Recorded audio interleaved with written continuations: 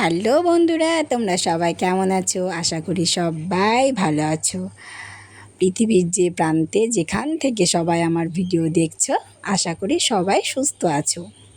তোমাদের ভালোবাসা আর সত্যি সত্যি সাপোর্টে আমিও কিন্তু মোটামুটি খুব ভালোই আছি, কারণ দিন দিন আমার একটু একটু করে সাবস্ক্রাইবার ভিউজ বাড়ছে। তো সেই জন্য একটু বেশি বেশি খুশি, আর তোমরা আমার ভিডিও দেখছো বলে। তো দেখো, রোজকার মতো আজকেও আর একটা নতুন ভিডিও নিয়ে চলে আসলাম। তো আজকে হচ্ছে বুধবার, সময় সকাল 7:30। আমি চলে আসলাম ভিডিও শুরু করতে।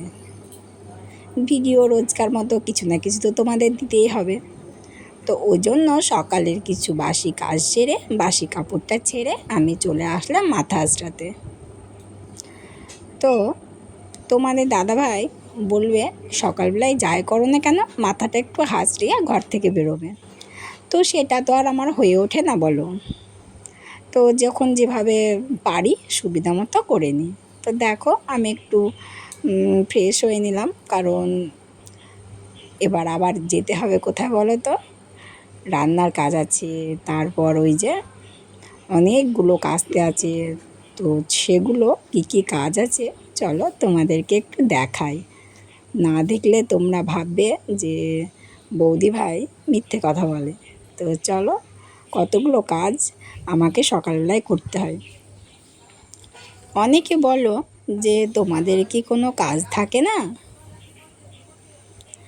তো দেখো, আমাদের কাজ থাকে কি থাকে না, আমরা কিন্তু সমস্ত কাজের মধ্যেই ভিডিও বানাই বা কাজ সেরে ভিডিও বানাই। যেমন খাই ঠিক তেমন, যেমন জল ভাত সব কিছুই করতে হয়।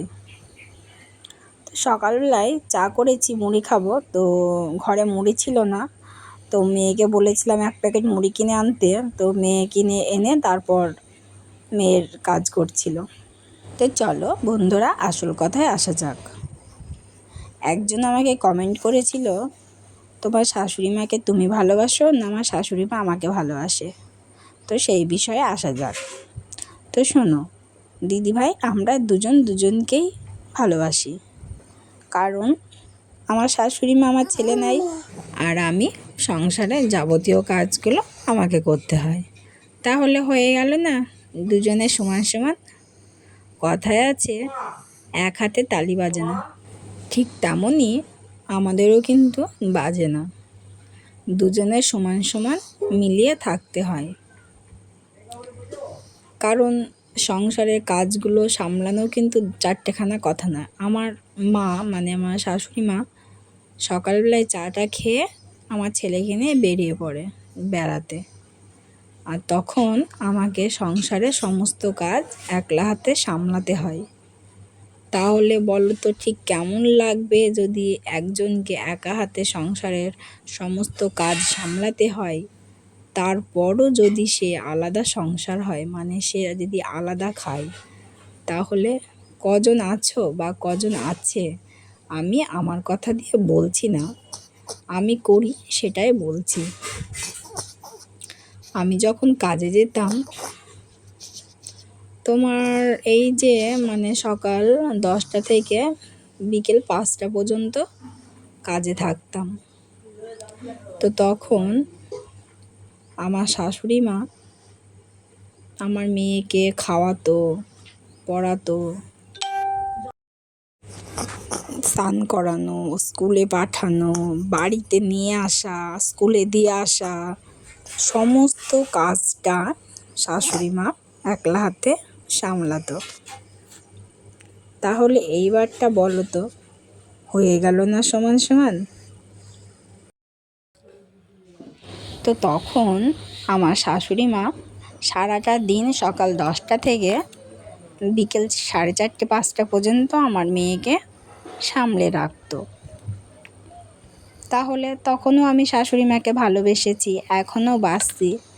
কিন্তু বলো তো, একলা হাতে সমস্ত কাজ করি তো খুব কষ্ট হয়, জানো তো। এটা ভেবে কষ্ট হয় যে আমি কাজ সামলানোর পরেও কিন্তু আমাকে আমার ছেলে মেয়ে ধরতে হচ্ছে, কারণ আমি তাদের মা। তারপর যখন শাশুড়ি মা আমার ছেলে বা মেয়েকে আমার কাছে দিয়ে যায়, তারপর মা নিজের একান্তই মানে নিজের যে রান্নাটা সেই রান্নাটা করে।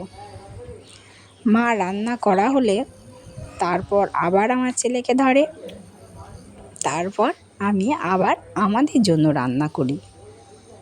আচ্ছা এইবার বলো তো, তাহলে এর ভিতরে ভালোবাসাটা কার কম আর কার বেশি?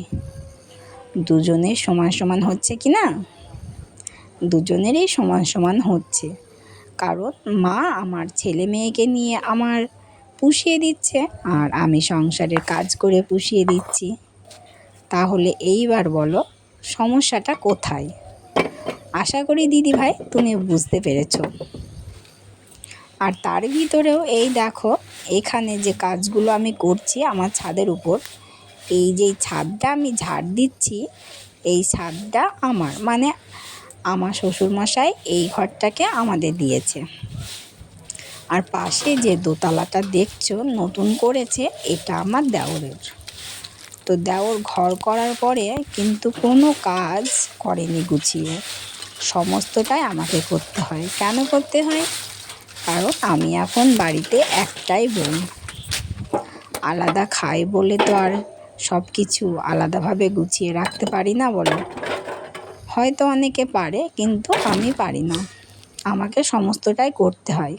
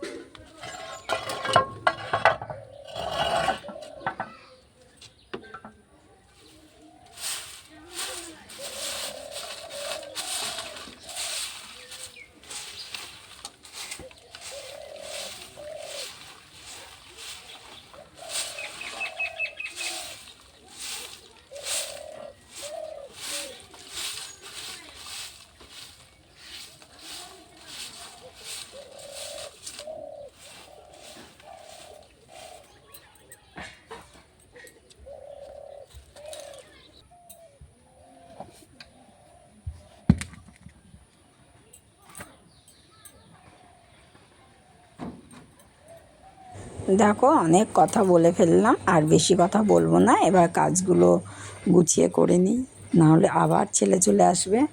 তো দেখো, বলো তো জামা কাপড়গুলো না আমি নিচে মেলতাম, এইবারটা কি হয়েছে, নিচে যে দড়িগুলো টাঙানো আছে ওই দড়িগুলো লাল ছোট ছোট পিঁপড়ে হয়েছে। তো পিঁপড়েগুলো একদমই যাচ্ছে না, এত বর্ষা গেল আর এতটা পরিমাণে রোদ হয়েছে যে দেখো রোদের ছটা আমাকে একদম বোঝাই যাচ্ছে না। ফোনটা তবুও দূরে রেখেছি, আর কেন দেখা যাচ্ছে না বলো তো, এই জায়গাটা যদি একটা স্ট্যান্ডের উপর আমার ফোনটা থাকতো তো হয়তো বোঝা যেত, অথচ আমি কিন্তু জানি না যে সেটাকে কিভাবে ব্যবহার করতে হয়। তো চলো বন্ধুরা, আমার কাজগুলো তোমাদের সাথে শেয়ার করি রোজ, জানি না কেমন হয়। তোমরা ভিডিও দেখো কিন্তু লাইক কমেন্ট করো না, তো সেই জন্য আরও বেশি খারাপ লাগে। লাইক কমেন্ট করলে আমার একটু তো ইচ্ছে বাড়ে যে না, কেউ দেখে, কেউ লাইক করছে, কেউ কমেন্ট করছে, ভালো লাগে। তো চলো আমার কাজ আমি করি, কারণ শুরু যখন করেছি শেষ তো আমাকে করতেই হবে। আর যারা আমার চ্যানেলে নতুন আছো তারা আমার চ্যানেলটিকে সাবস্ক্রাইব করে দিও। যারা পাশে আছো পাশে থেকো, আমিও সবার পাশেই আছি।